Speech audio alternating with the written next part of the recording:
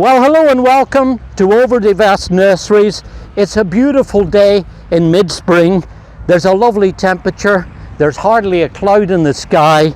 There's a fairly strong breeze blowing, but then here on this flat site, that's not really unusual because I suppose it helps us to make our plants that little bit tougher and more resilient. Now here in our test area, we do quite a lot of trials of brand new varieties, testing them to see how they stack up to conventional varieties, but also primarily really to see how well they do right here in this region. And from those we try to pick out the best performers, and if they show merit, then we'll almost certainly be publishing videos and telling you about them, and then of course you'll be able to purchase them through your local garden centres, and there's a whole network of those right through our region. That's the Mid-Atlantic and northeastern states, by the way.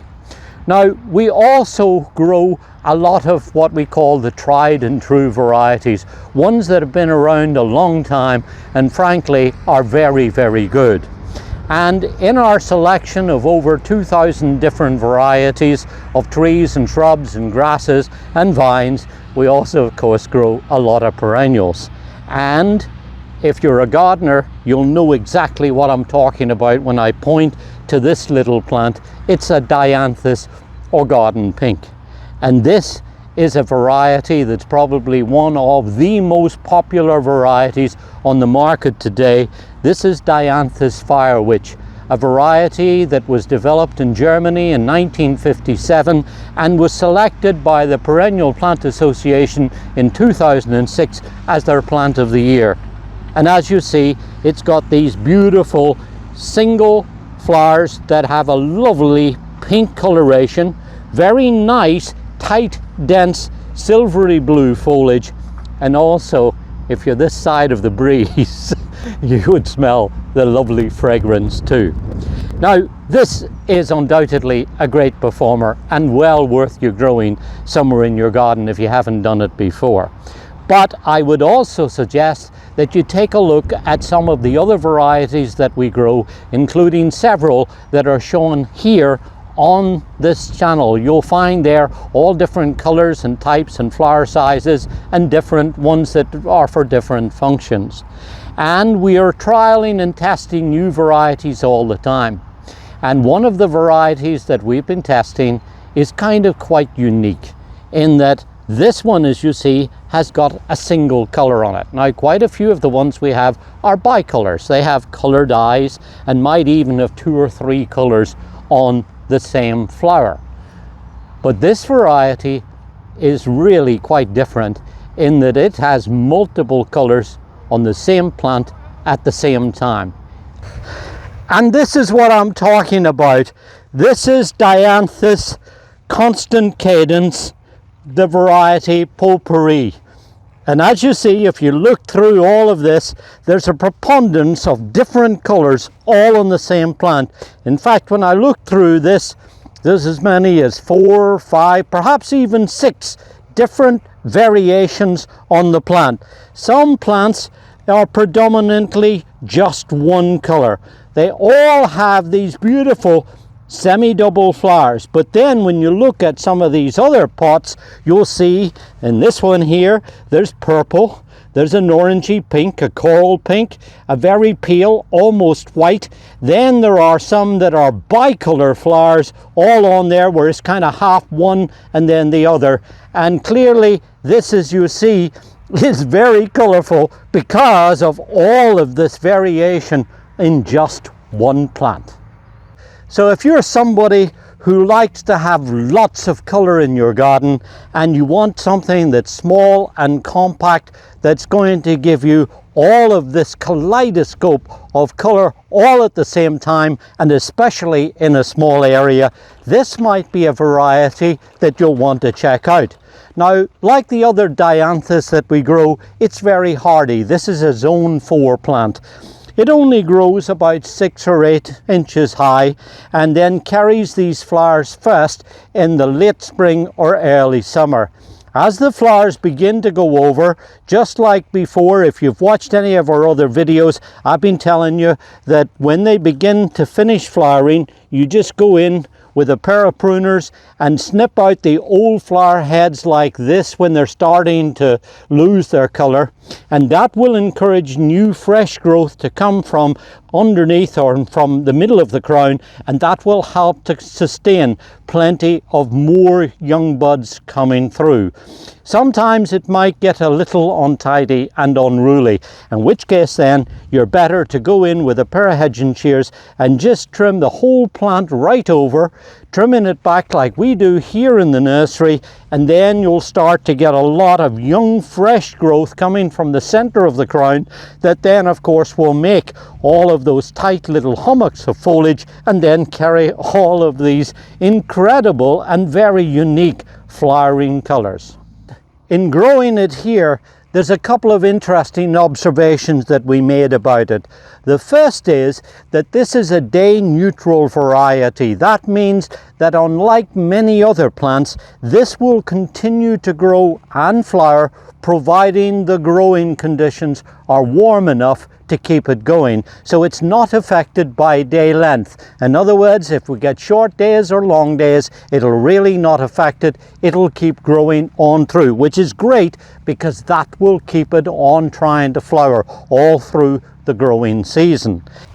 And if you look here, here's something else that we've noticed that's really quite unique and very different and special too. If you look inside the plant, you'll see that here are the old flowers. You'll see they've now turned into a kind of papery brown color here in the middle. This was the old flowers probably about a week or maybe 10 days ago. Look what's happened. The plant has grown past that. It's made flower bud and now produced all of these flowers, which are now of course coming out and looking beautiful. But then look to see what's happening. You see how these flower buds have pushed up above these flowers. The buds are now getting ready to flower again, so there's going to be a new tier of color. So if you're somebody who's busy and don't have time to go in and do all the deadheading like I'm talking about, you don't have to worry about it because this will carry on coming up through and flowering above the old flowers and then keeping that cycle going. So really, this is a plant that you could grow almost anywhere in your garden, as long as it's in soil that's free draining. They don't like to have their feet in wet, soggy conditions. Put them in a well-drained, fairly sunny or partially shaded site, though I have to say that they'll probably be better in plenty of sunlight. That'll be shorter, more compact, and they'll flower better too. But whether you grow these out in the country or in a town garden, you'll find that it will produce all of this incredible color.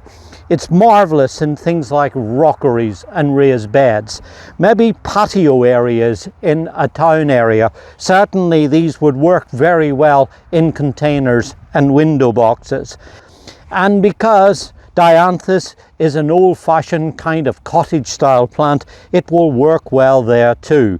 It would be really good alongside paths and driveways or the fronts of beds and borders, or perhaps in low areas in foundation plantings. I'll leave it up to you because there's really a multitude of places where something like this would be very valuable.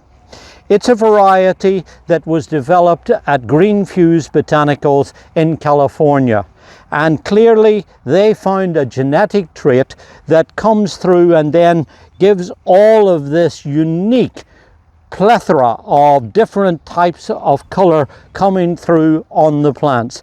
So when you go to the garden centers, you'll be able to look at these because they'll probably be in flower when you see them there, and you can pick out the variations that appeal to you most. The other nice thing about this, and I see them here now, is that they produce long stems.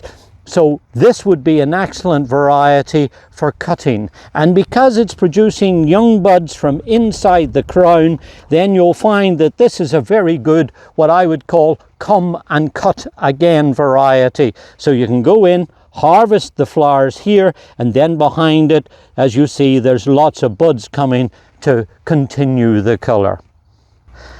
Now, you might call me an old-fashioned fuddy-duddy when I tell you that between you and me and the gatepost, I kind of like the varieties that have one single colour, that have that effect that's consistent, especially if I'm planting them out en masse and in drifts. I'm very fond of getting the colours to play off each other and contrast each other in a designed way. But if you're somebody who likes interesting, novel and quite unique things and have some fun in planting up some unusual things like this in your garden, well, this could well be your cup of tea. In which case, when you go to visit our partnering garden centres, the variety that you're going to be asking them for and looking out for is this one. It's Dianthus Constant Cadence, and the variety is Potpourri. This is David Wilson. Enjoy your gardening. It's good for us, and it's good for our environment too.